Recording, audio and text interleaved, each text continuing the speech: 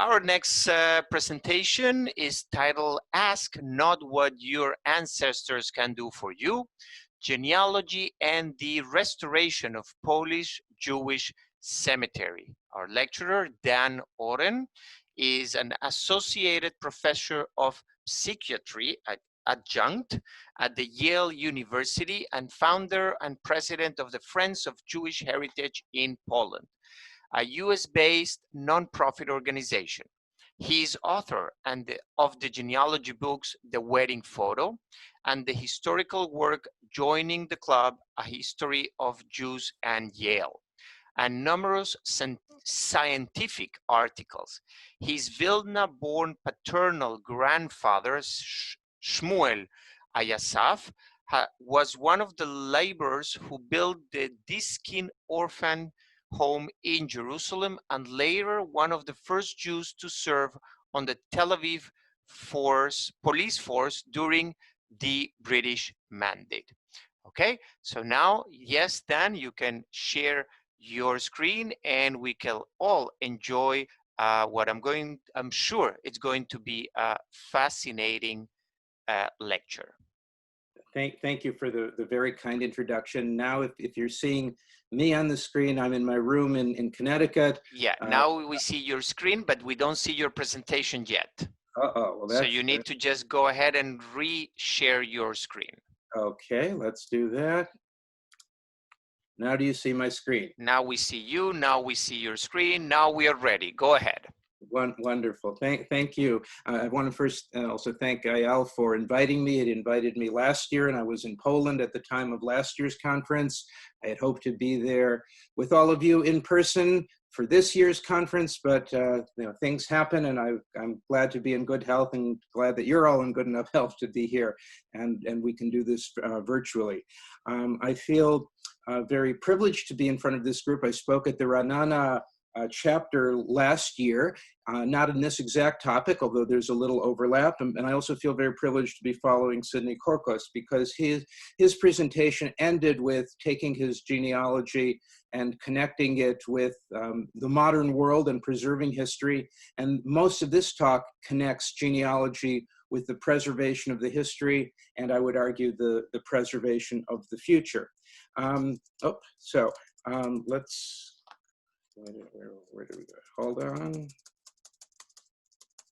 You're getting the whole talk in 1 minute. The talk is about, hold on one second, I apologize. First technical detail. Let's go back to it. What I do want to say is that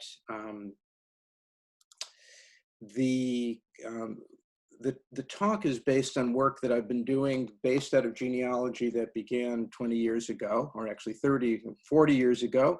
And let me get the screen back and we'll be good again. Hold on.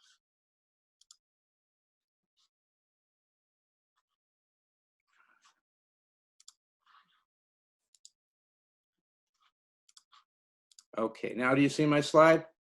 Now we see your slides. Good. So what I wanted to give the option, I see some people are already sending me private chat messages. Some are friends who I've met previously and in the past, and others are friends I hope to meet online. I do look forward to, at the end of the talk, I will try and answer as many questions as possible. If there's something urgent, I'm sure all of you are muted, but if there's something urgent that you have to bring up, I do have a chat window open and will occasionally glance at my chat window and try and answer some questions if there's time during the talk. Otherwise, we can get to them at the end. So this is a photograph of a gate just installed at a Jewish cemetery in Poland in the town of Sochocin, and I'll tell you a little bit more about it later. I call this talk, Ask Not What Your Ancestors Can Do for You, invoking a famous line by President John Kennedy from 60 years ago, Genealogy and the Restoration of Polish Jewish Cemeteries. A couple brief advertisements, first of all. I have the privilege this year of serving as the program chair for the annual International Association of Jewish Genealogical Societies annual conference, as you see on the slide. It was supposed to be in person in San Diego, but with the advent of coronavirus, we've just made it into a virtual conference, and it really should be an excellent conference because the vast majority of our presenters from around the world will be presenting either as part of live panels or live lectures, or we're putting together a wonderful, we expect 100 lecture library that will be available during the conference and for 60 days after for people to view on demand all of the submitted lectures. So it's going to be a full panoply of presentations. There will be chat rooms. There will be birds of a feather meeting. And because you don't have to pay money to fly, pay money for a hotel, the registration cost is dramatically reduced. It's a bargain. So I encourage everyone to come. It will be held in Israel time, mostly in the evenings. But if there's something that's not at a convenient hour for you, it will again be available on demand. That's that brief advertisement. The other is that I wrote this book called The Wedding Photo. A couple of the stories at the end that I'll share are brief summaries from it. This book is a collection of true genealogical mysteries that were solved from my family and my wife's family.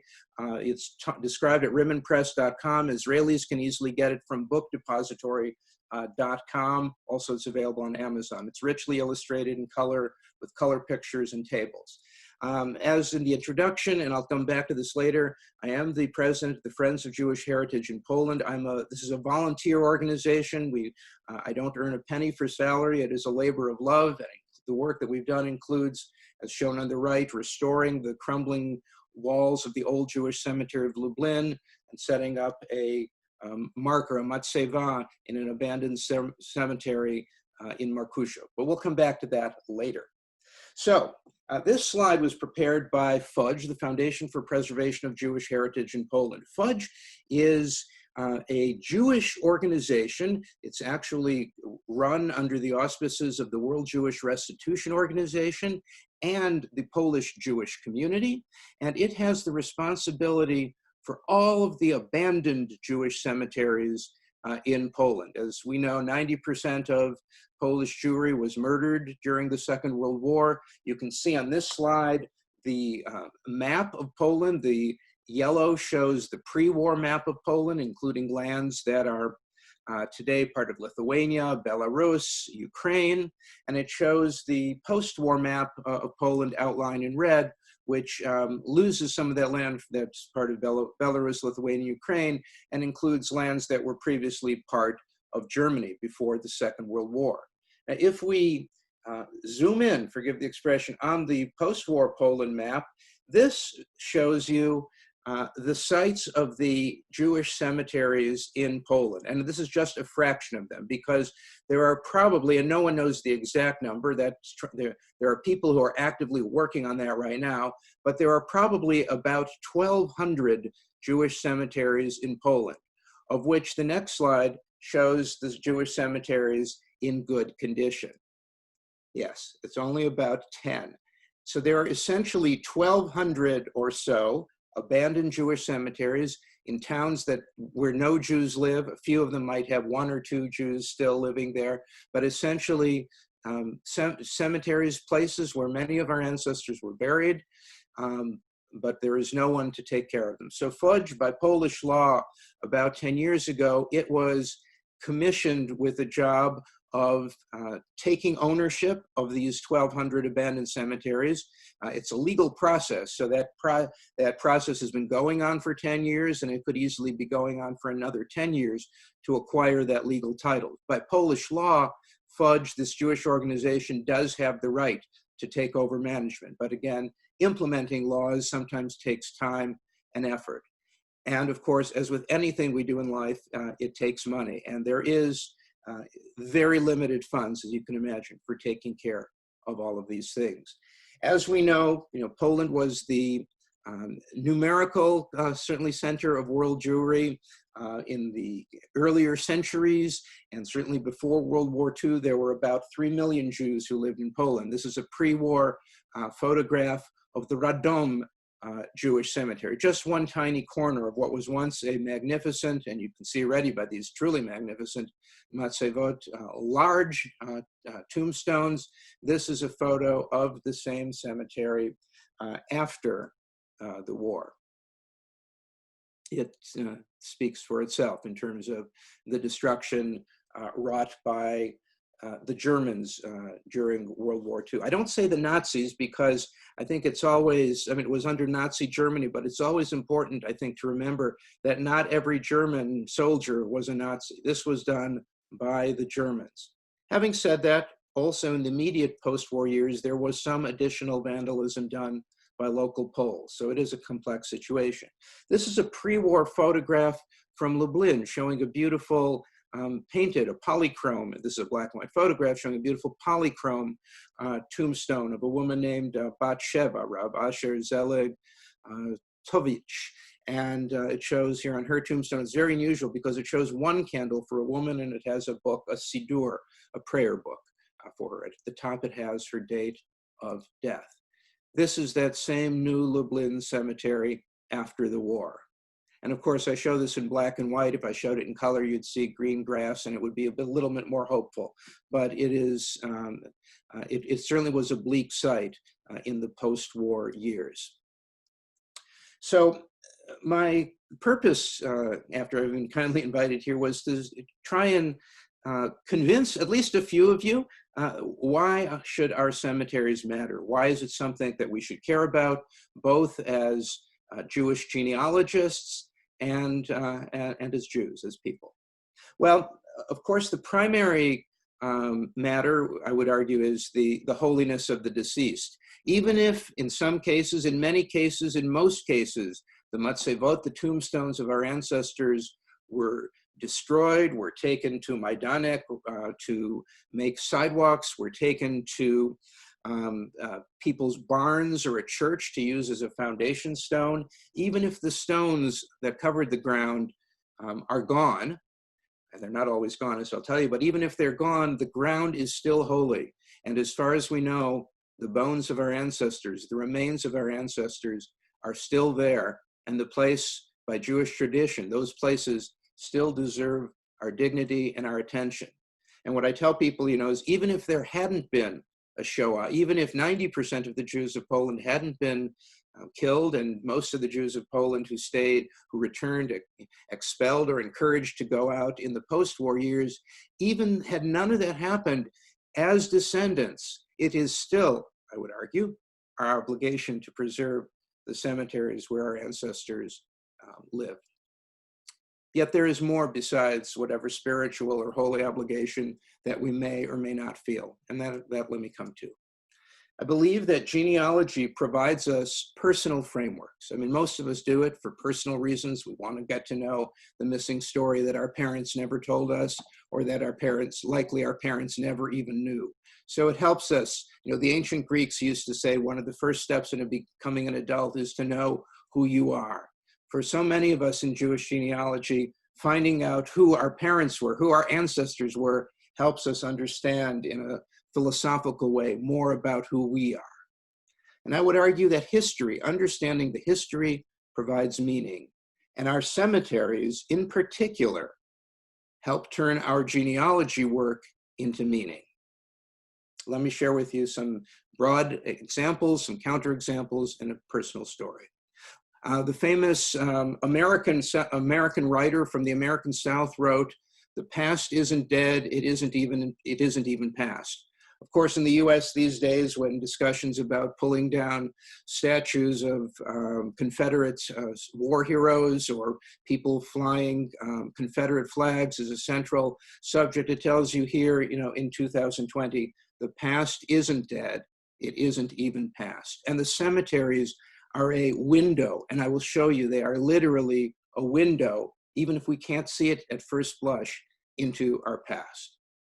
Well, on one level, why should Jewish genealogists care? Let me give a concrete, pardon the pun, example. Of course, this slide taken from the British Museum in London shows the famous Rosetta Stone. And this stone, about 140 years ago, it had been found perhaps 200 years ago, and about 140 years ago, a young man noticed that he could decode the hieroglyphics at the top of these, carved into the top of the stone.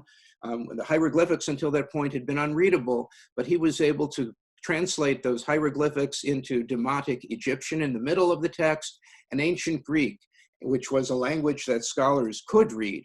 And by being able to translate hieroglyphics for the first time in scholarly history, all of the hieroglyphics and language of ancient Egypt could be heard, and it was possible to understand the past.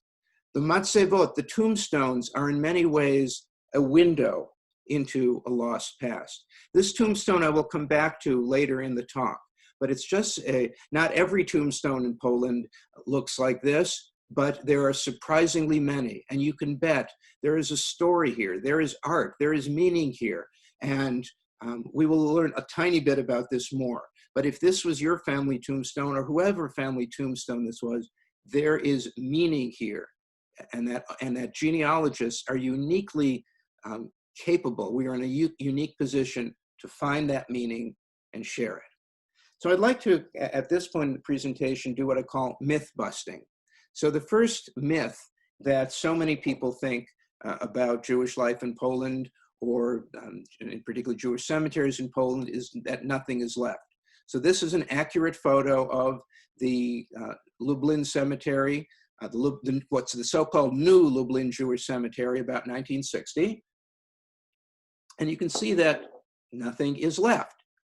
And yet, if you were to look closely in the cemetery, in some corners, there are fragments, so in some cases, large fragments of broken matzevot that the conservators didn't know what to do with, so they've lined up against the wall. This is history, this is genealogy, waiting for us to take care of, to give some dignity to, and to understand, to learn from. Another example, in Western Poland today, this had been at one point Germanic-controlled Poland, but in Western Poland, in the town of Chapitza, even though the Germans roared into town, this was actually the first town that German tanks invaded in Poland as they moved west at the beginning of World War II. They knocked down the walls and they knocked down most of the matzevot in the Chapitza Jewish Cemetery, but this unique cemetery is filled with hundreds of still present pressed metal matzevot. There was a local foundry man who, as his business, or one of his side businesses, he had people's matzevot pressed onto metal. So even though they were knocked down, and not every matzevot in this picture is in its original location, people's lives are recorded here.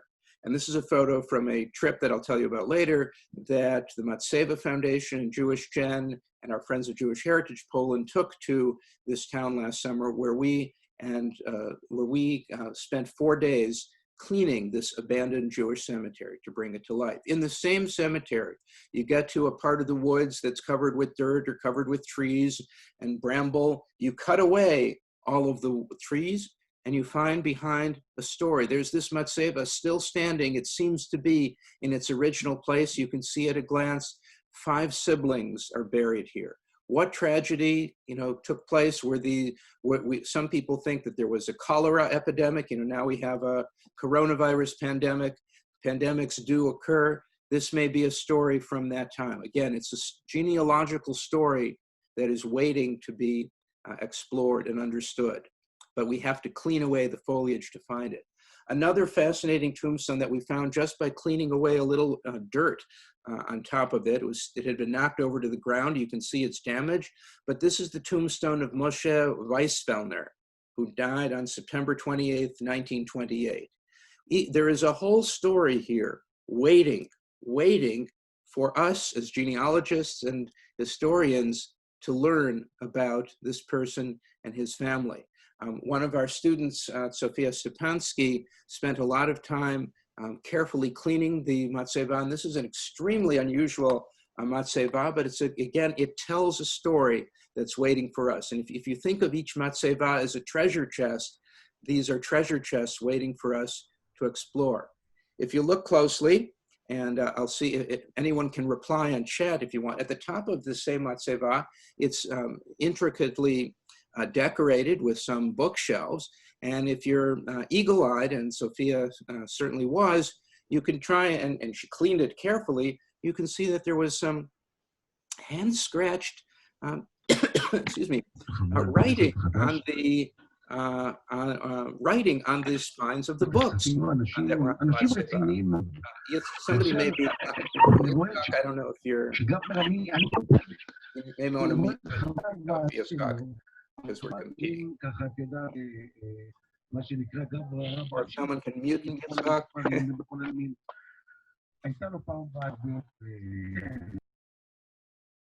Okay, I hope he's quiet now. So can anybody read what's there? If you can, write it in the chat. I'll give you a close-up view of that. Let's go more close-up. Yes. No. Yes, somebody said Masechet. Anyone? Let me make it even more. Yes, it says Masechet. לשמונה. Okay. Whoever's talking about. Okay. So you see here. There's, yes. And on top, can anyone read it? Baba Kama. Baba Kama, exactly. So I don't think I've ever seen such detail on any matzeva. I'm not saying there aren't any. I'm just saying I haven't seen it. But you have here what I think is an amazing story. Now, I can't tell you what Masechet Baba Kama and Masechet Gittin, what these books from the Talmud meant to Moshe Weisfellner, but we can assume that there is a special reason why they are there. So there are stories, there are critical family stories that are waiting for all of us to discover. And there's a good chance, even if 90% of Moshe Weisfellner's children or grandchildren or descendants were killed, there's a good chance there's a distant cousin who's living, or that there is some descendant. And again, all of us have 16 great-great-grandparents. Despite the destruction, I can almost guarantee you that throughout Europe, at least one of their matzevot, one of their tombstones, is still standing, waiting for you to find. So things are left, even if we think there's nothing left. Another myth to bust. People will argue, this kind of work to preserve or protect matzevot, to protect cemeteries in Poland and East Europe, there is no point to it. They say, there's so many other problems and issues in the world. And of course, I don't disagree. There are many problems and issues in the world, and certainly with the coronavirus affecting for so many of us our health of us or our families or friends and the economy, there are tremendous issues. But this is something also, I would argue, worth considering, especially for the long run, because there will come a day when God willing, when the coronavirus will pass. And so, yes, vandalism does happen. Last week, I posted this exact photo of the brand new fence at the Jewish cemetery in Sochochin. And you can see to the right of the fence, the Albi Kaba, an Israeli who lives in Efrat, and many other descendants of Sochochin led the work to restore the cemetery. They put up this plaque to memorialize the names of all of the people that they think were buried in the cemetery. So I posted this photo on Facebook last week as a sign of what I consider to be really wonderful work that's been done. And one Facebook responders, and people will say anything on Facebook. I suppose that's what it's for. Oh yeah, I just seen Harold Ruddy makes a wonderful point. If that stone was subject to infrared or ultraviolet light, one can read what is missing.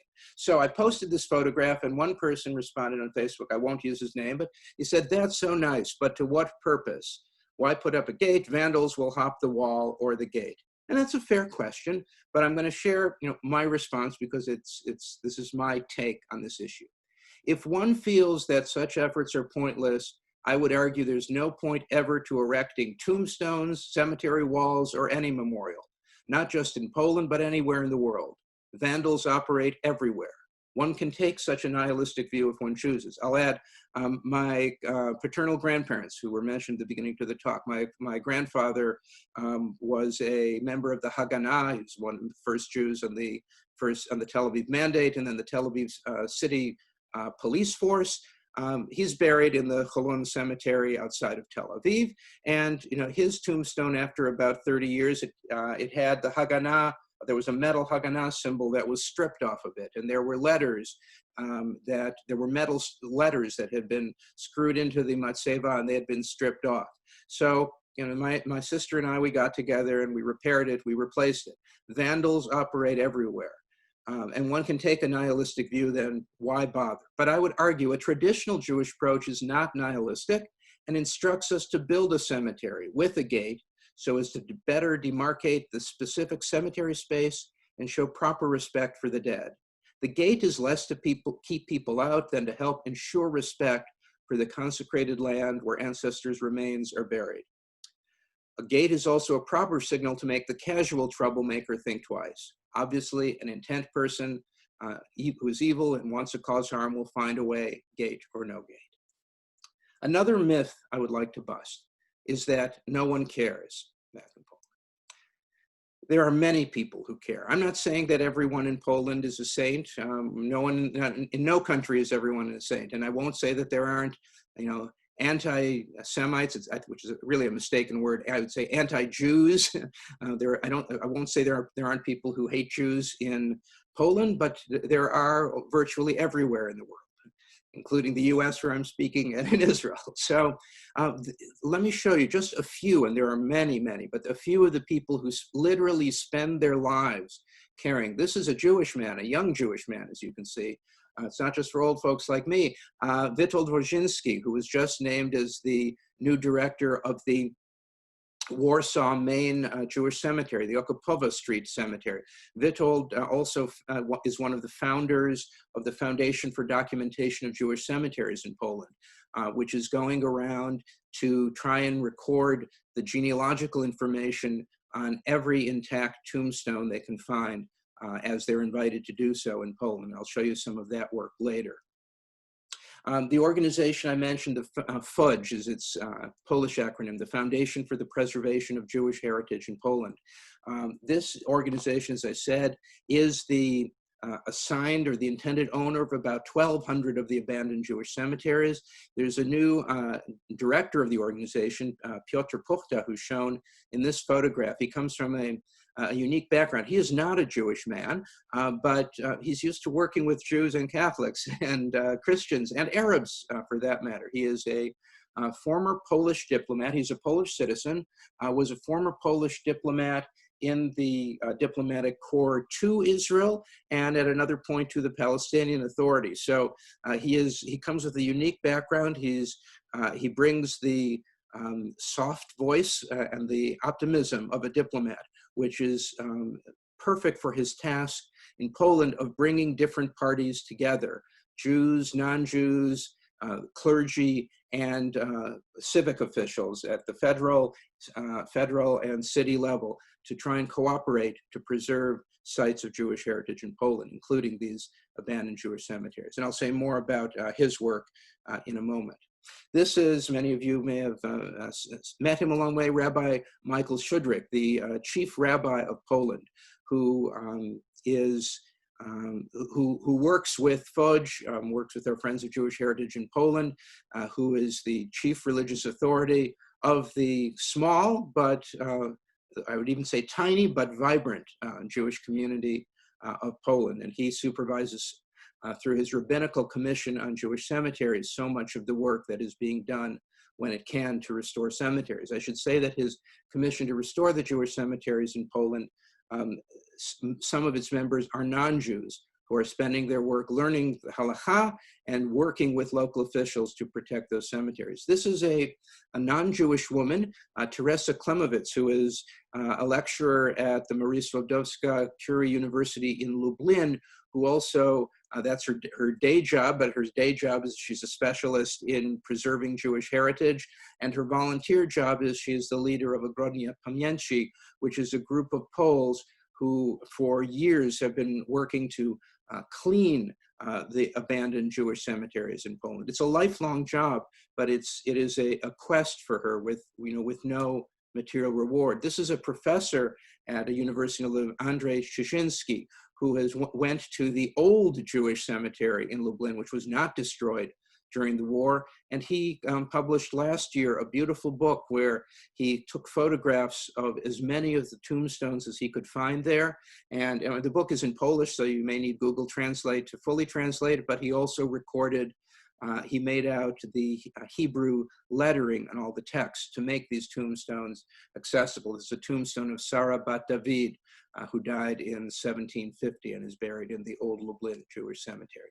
This is an amazing man, Adam Bartosz. He won one of the Taube Foundation Awards last year for his dedication. He is a Catholic man who has been such a good example for loving the Jewish community that he spent 30 years, he's now retired, but for 30 years he was the head of the local Tarnów Jewish Museum, a small city, really a big small city about an hour outside of Krakow. And he made it his personal mission over the past 30 plus years to protect the abandoned Jewish cemetery in Tarnow, which still has thousands, maybe several thousand intact Jewish Matzevot tombstones there. Since his retirement 3 years ago, he has been working as a volunteer full-time, raising money to restore that cemetery. And I'll show you some of that work. I should tell you, he applied to the EU year after year to get grant funding to do this. He must have failed 10 times in writing this grant, but after about 10 times, he was approved for a $600,000 matching grant where he had to raise $600,000. And in return, I should say our organization helped him with raising that. Other donors from all around the world helped him with that. In return, the EU gave him a matching gift of $1.8 million. So if you take that, he had a total of $2.4 million to work with, and $2.4 million in Poland is like having, $5 to $10 million in Israel or in America. So it's a ton of money, and has been able to do great work. This young man, Dariusz Popiel, and again, it's not, I'm emphasizing it is young people and older people who are doing this. This young man in the middle wearing the green kippah is Dariusz Popiela, who is a Polish Olympic kayak athlete. I think he may have won a silver medal in kayaking at the last Olympics. He's a Polish athletic hero. He founded a volunteer foundation called Names and Not Numbers, and this is showing a dedication ceremony held at the Gribov Jewish Cemetery, largely destroyed, but he is really single-handedly responsible for erecting a matzeva and a memorial there, and more about that later. So people do care. You have to find them sometimes, but there are good people who are doing good work. And the truth is, as with so many things, things go in fads. If the more good people do good work, the more that other good people want to be with them. Another myth: nothing can be done. Well, not everything comes easily, and there are obstacles. Some of you may have seen in the Jerusalem Post, it may have been elsewhere in the Israeli media, 2 years ago, April 4th, 2018, in the town of Mako Mazowiecki, there was a big scandal that the Post had uncovered because it was discovered that the local gas station had been built on top of a Jewish cemetery. And of course, this is highly offensive to Jewish tradition. But what made it even more interesting, just to show you that problems can come from many directions, the bus station was owned by Israelis. It was an Israeli company, and they really didn't want to hear anything. In fact, Eged denies responsibility for upkeep of the 18th century Jewish cemetery. And this is the challenge, when businessmen own property, and it doesn't matter if they're Polish businessmen or Israeli businessmen, taking care of cemeteries or preserving ground is not necessarily a priority, and sometimes conflicts with business interests. I should tell you that since this time, there have been negotiations going on between Rabbi Shudrick, between Fudge and Eged, and the hope is that one of these months or one of these years, there will be some responsible and kind response from Eged. So I give them hope, but it's not always easy to argue against a big corporation. Here in the town of Przasnysz in Poland, you can see the largely destroyed Jewish cemeteries in the background. There's a big memorial marker, matzeva, a few intact tombstones. One of the challenges in this is that here, this parking lane where this red car is parked is actually on the grounds of what was the Jewish cemetery. So it's probably parked over somebody's grandma or grandpa. And this is, of course, exceptionally disturbing. But I'll come back to this in a moment.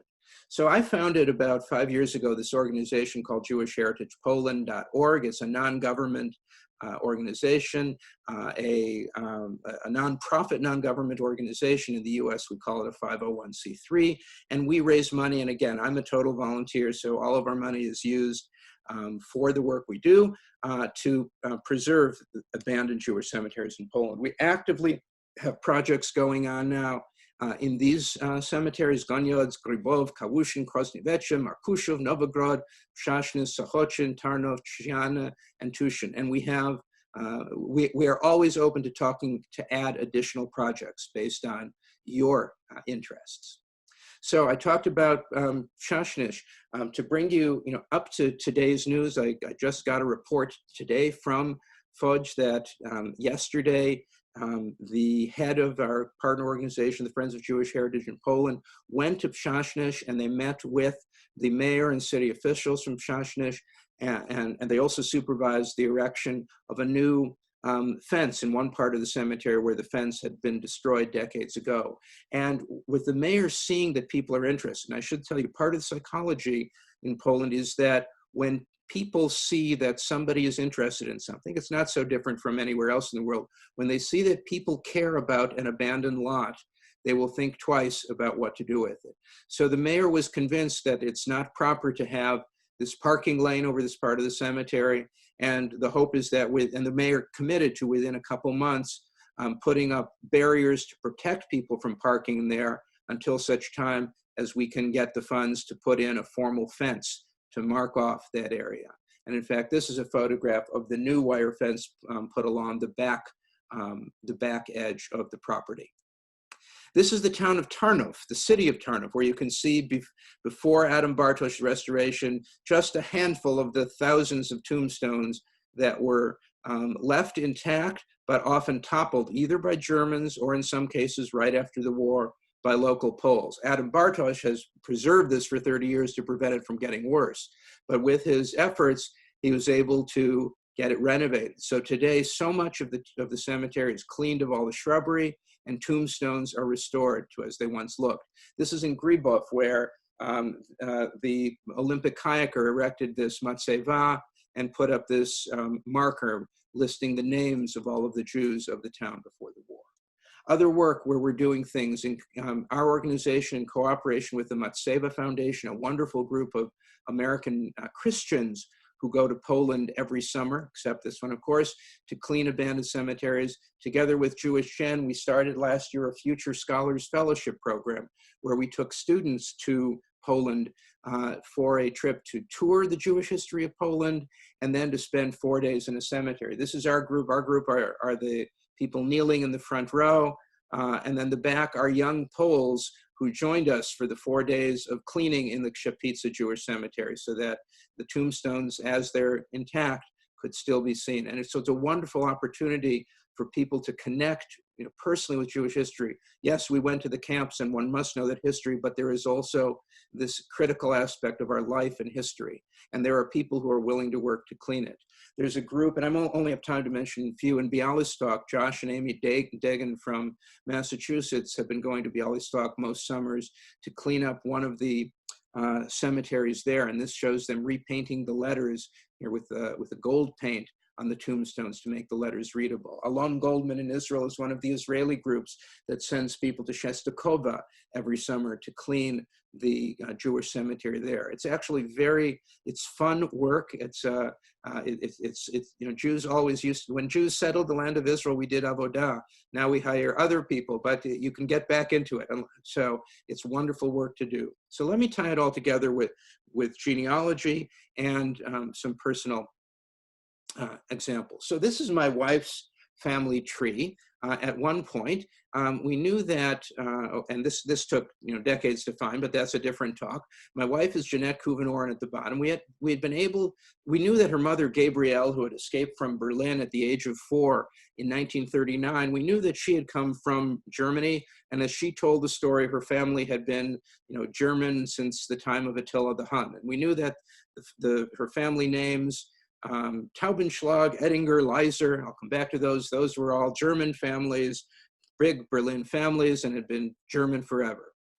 But eventually, through genealogical work, the kind of work that all of us do, I was able to find that that myth was not true. In fact, if you go back a few generations, you find that Isidor Taubenschlag, who's listed up there, had been, in fact, born back in Tarnów in Poland. So these German Jews were, in fact, scratched their history. They were Polish Jews, going back to Raphael Taubenschlag.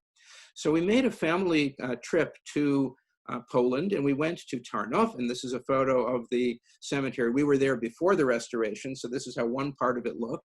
We had a half hour, unfortunately, because of timing in the cemetery, to see what we could see before we had to go on to our next stop in the tour. We knew that the names were Taubenschlag, Ettinger, and Leiser. My wife said to me, you know, finding one of these names in a cemetery like this without a map, without an index, without GPS, it's going to be like finding a needle in a haystack. And I said, no, it'll be even more rare. It'll be like, you know, being struck by lightning.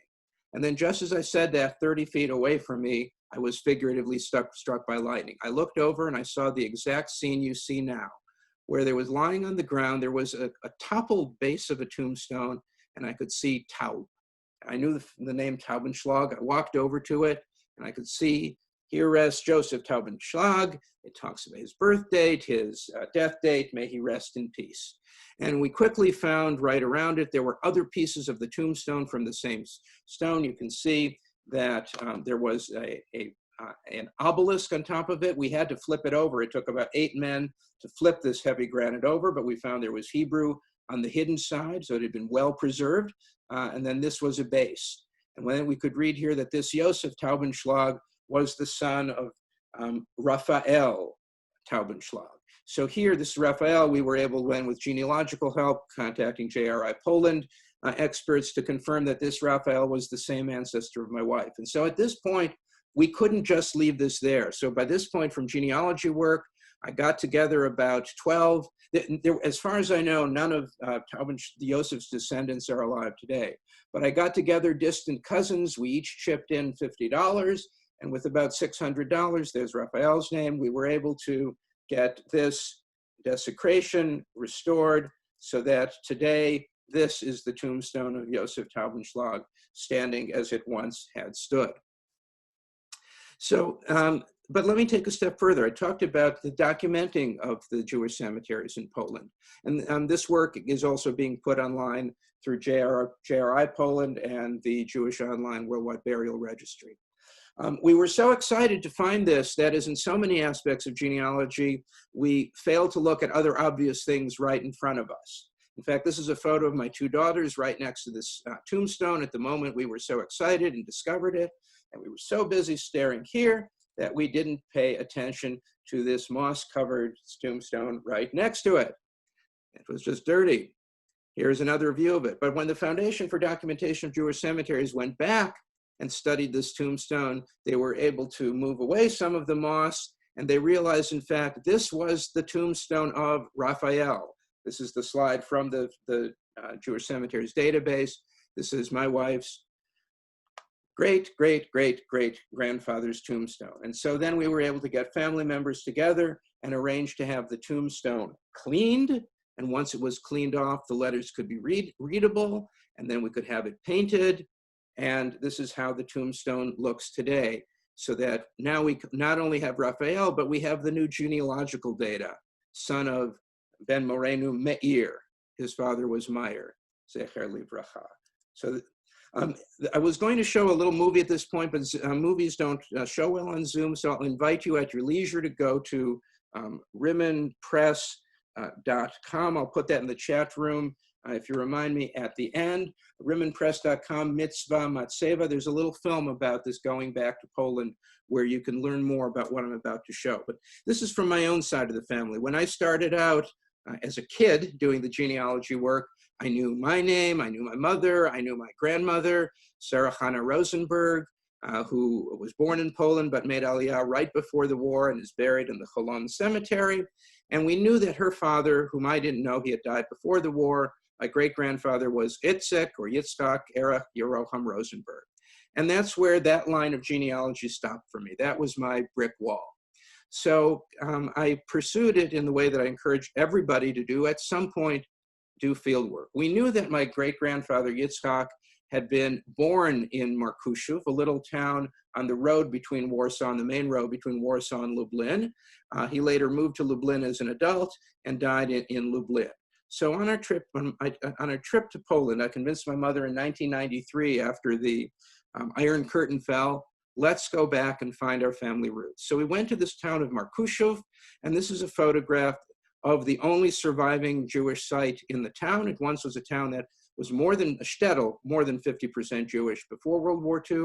Actually, there were good relations between Jews and Poles in this town, but the Jews were essentially wiped out. And the only remaining site was the site of the Jewish cemetery, which is this forest here. How did the Jewish cemetery become a forest? Well, after the war, one survivor of Markushev, Vadya Glutzman, this is a photograph of his tombstone in the Catholic Jewish cemetery. He returned to the town and he planted trees there, both as a memorial to those who had been killed. Most of the tombstones had been destroyed. He planted trees in the forest as a memorial, and also to prevent it to make sure it would be a park, so that things like factories and gas stations wouldn't be built on top of it. And you can see he married a Polish Catholic woman, and he was eventually buried in the Catholic cemetery. This is a good example how sometimes to find Jewish burials, you have to look outside of Jewish cemeteries. You can see there's no cross on his side of the tombstone, making it most probable that he did not convert to Catholicism, although his wife was Catholic. So anyways, back to the cemetery. So in 1993, we wanted to see what we could find there. Would there be anything? It's a cemetery that I later learned probably had about 1,500 tombstones there, 1,500 people buried. We couldn't go through the cemetery because it was like a jungle. And I can assure you, for my mother, the idea of looking for roots did not mean climbing through roots. So we had to just take a walk around the perimeter. And we came and we found a few tombstones intact. And on the southeast corner, we found one tombstone. This is sort of an artistic version of it, staring up at us in the sun, perfectly readable, and just 6 feet away from the perimeter so we could look in. And we were almost shocked because we saw right there in what's the lower right, the name, I'll zoom in, Sarah Chana. You can see there the original Hebrew, Sarah Chana is carved into the tombstone. And we were in shock because remember, I told you my grandmother was Sarah Chana, and this was the town where her father came from. Now, we knew this wasn't her tombstone. This is, in fact, this is from the Cholon Cemetery. This is her tombstone next to my grandfather, Avram Tzvi. This is Sarah Chana Meisels. So this tombstone wasn't hers, but this was the town where her father had come from. So our fantasy was, this was my grandmother, this was my great-grandfather. Could my grandmother perhaps have been named after this woman? Could this have been, again, it could be total coincidence, but it was a small town, and given names do get recycled.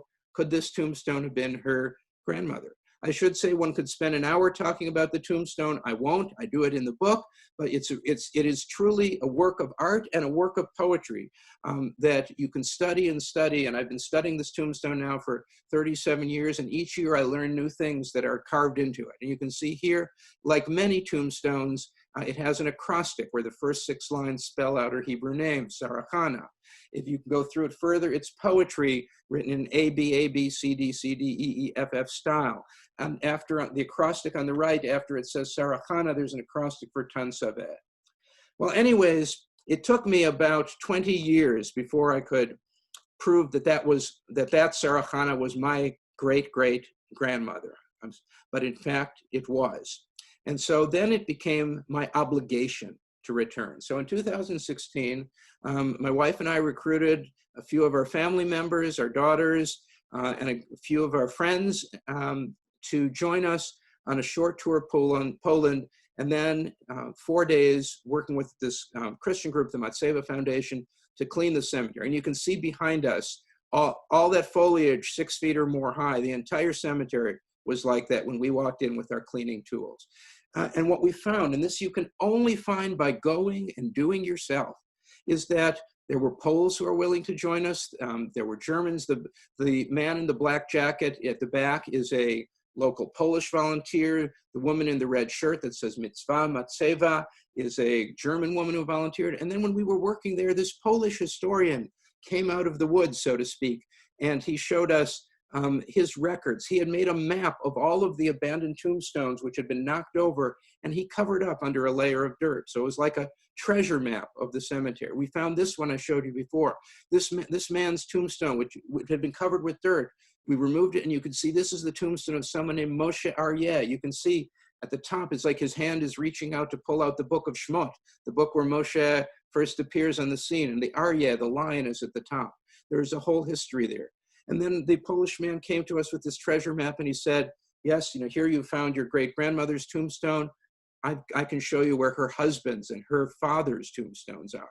And that helped us find the ancestry going back 2 more generations, not just to my great-grandmother, not just to my great-great-grandmother, but also to her husband and my great-great-grandfather, who was what I learned, the Av Beit Din. You can see it in this tombstone in the right. It refers to Harav, Hagaon. He had a very distinguished title. Av Beit Din, the head of the Jewish community, the head of the Beit Din, Chaim Yaakov. And this is his son-in-law, because men were buried separately from women.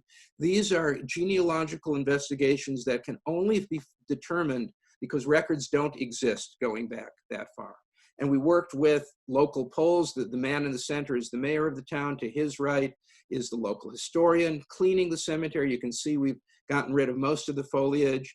We had a dedication ceremony. This is where the archbishop, the vice archbishop for Poland for Jewish affairs spoke, and he spoke to the local Poles, teaching them how Christianity is the younger brother of Judaism, and it is the duty of Christians to honor the memory of the Jews who were here and to respect what our Jewish brothers have taught us. He chose, he didn't have to do this, but after the ceremony, he asked me to come out to see the grave of my great-great-grandfather, the Av Beit Din, and pay his respects to the deceased rabbi. So there is hope, there is building. But even forget just about the past for the future. These are my 2 daughters with Reverend Reese putting stones of memory on this marker we established in memory of the entire Jewish community. I can promise you, among my daughters' memories in life, this connection to their past will be with them forever. And this is me in front of my great-great-grandmother's tombstone. So from one tombstone and doing work to preserve a cemetery, what had been a brick wall, and of course with internet help and all the standard research we do, this enabled me to go to 4 generations for this family, back to 9 generations.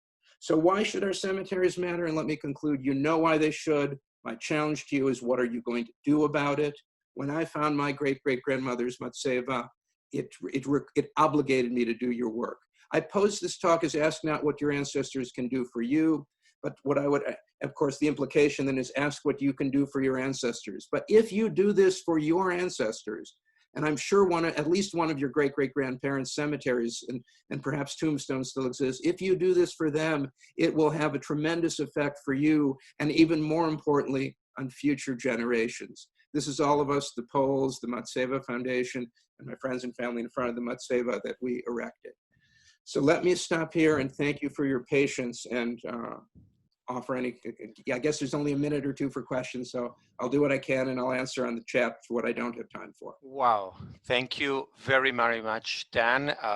Definitely, Ishar Koach, as already a lot of people have been writing on the chat. I also like to visit cemeteries. I like to take pictures of the stones with the Billion Graves app.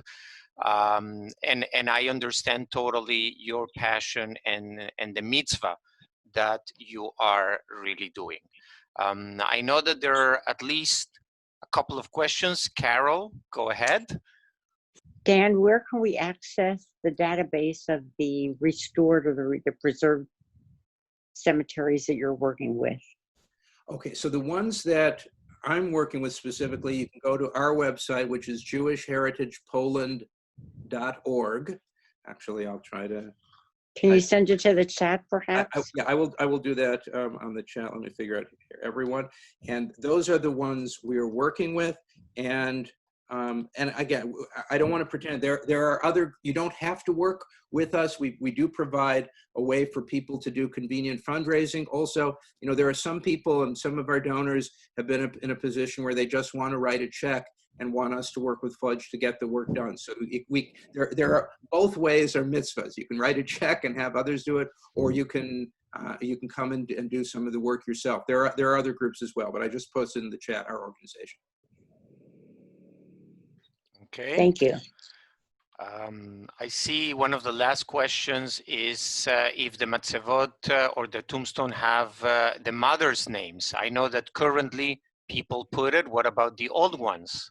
Yeah, a great question. And by the way, and Daniel, let me thank you for all your work. I was at your presentation in Warsaw at the genealogical meeting 2 years ago on cemeteries. It was outstanding. So with regard to the names on tombstones, it's actually very hard. So the reason why it took me 20 years to prove that the tombstone I found in 1993 was that of my great-great-grandmother was because there are no mother's names on the tombstones. And historically, if you go back probably before 1910, it differs from town to town and family to family, very often last names, even when Jewish Poles or Polish Jews had last names throughout the 19th century, most of the time those last names wouldn't be on the tombstone. So all you would have would be a first name, usually the father's name, and usually the Hebrew birth date. Sometimes you'd also, not birth date, the Hebrew death date. Sometimes you would get the Hebrew death year, but not always.